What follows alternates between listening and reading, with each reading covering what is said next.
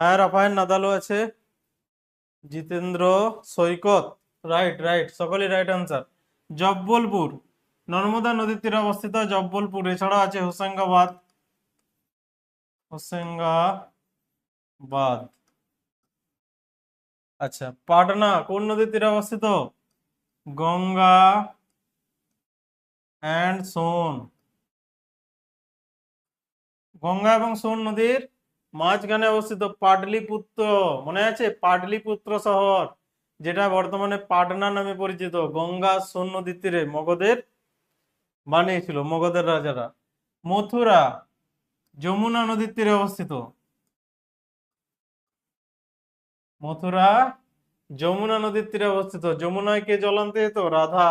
মথুরা কার কার কার গল্পের সাথে জড়িত? শ্রীকৃষ্ণ রাধার সাথে জড়িত মথুরা।